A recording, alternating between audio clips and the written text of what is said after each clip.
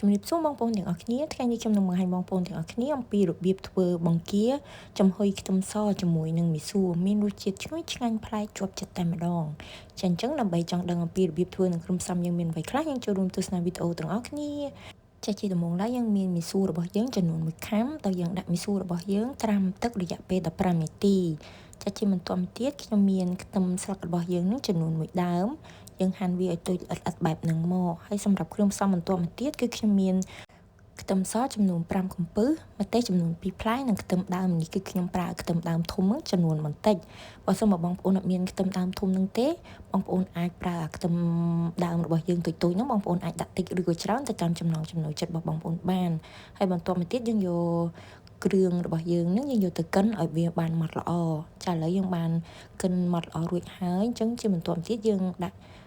ខ្ទឹមនិងម្ទេសដែលយើងបានកិនមកដើម្បី ហ្នឹងយើងដាក់ទៅក្នុងចានថ្មមួយមកហើយជាបន្តមកទៀតគឺខ្ញុំប្រើប្រេងអូលីវចំនួន4ស្លាបព្រាបាយបើសិនមកបងប្អូនអត់មានប្រេងអូលីវទេបងប្អូនអាចប្រើប្រេងឆាធម្មតាក៏បានដែរដែលយើងដាក់ដាំឲ្យវាក្តៅមកហើយបន្ទាប់មកយើងយកមកស្រោចលាយជាមួយនឹងខ្ទឹមដែលយើងបានកិនម៉ត់អំបិញមិញហ្នឹងហើយយើងកូរច្របល់វាបន្តិចហើយបន្ទាប់មកយើងបន្ថែមគ្រឿងដែលខ្ញុំដាក់ស្ករសរបស់យើងហ្នឹងចំនួនកន្លះស្លាបព្រាកាហ្វេ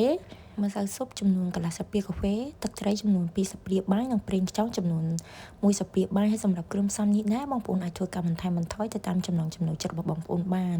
ចាជាបន្តមកទៀតគឺខ្ញុំមានបង្គារបស់យើងចំនួន1ខាំដែលយើងបាន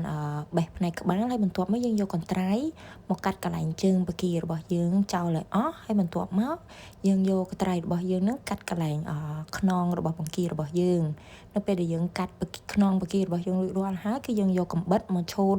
កាត់ខ្នងបង្គារបស់យើងយើងពុះវាជាពីរបែបនេះបងប្អូនហើយបន្ទាប់មកយើងយក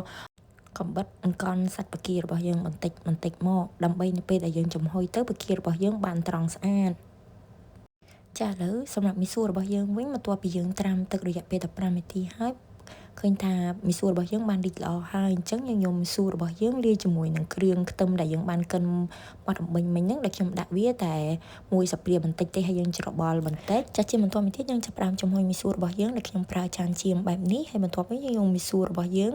ដាក់ទៅក្នុងចានហើយបន្ទាប់មកយើងចាប់ផ្ដើមតម្រៀបបង្គារបស់យើងចានៅពេលដែលយើងតម្រៀបបង្គារបស់យើងបានស្អាតរួចរាល់ហើយជាចុងក្រោយគឺយើងយកគ្រឿងដែលយើងបានលាយទុករួចអំបិញមិញហ្នឹងយើងដួសវាដាក់ពីលើបង្គារបស់យើងមកចានៅពេលយើងដួសខ្ទឹមសដែលយើងបានលាយគ្រឿងអំបិញមិញរួចហើយជាបន្តមកទៀតយើងចាប់ផ្ដើមដាំទឹកឲ្យពុះនៅពេលដែលទឹករបស់យើងបានពុះហើយគឺយើងចាប់ផ្ដើមដាក់មីសួររបស់យើងដើម្បីចំហុយហើយសម្រាប់របៀបចំហុយនេះដែរគឺខ្ញុំប្រើភ្លើងមធ្យមហើយយើងចំហុយវារយៈពេល15នាទីហើយសម្រាប់របៀបចំហុយនេះដែរបងប្អូនអាចធ្វើការបន្ថែមបន្ថយរយៈពេលទៅតាមចំណង់ចំណូលចិត្តរបស់បងប្អូនបានចាឥឡូវបង្គាចំហុយខ្ទឹមសជាមួយមីសួររបស់យើងបានឆ្អិនរួចរាល់ហើយនៅមុនពេលញ៉ាំបងប្អូនគ្រាន់តែរោយស្លឹកខ្ទឹមដែលយើងបានហាន់រួចហើយពីលើបន្តិចជាការស្រេច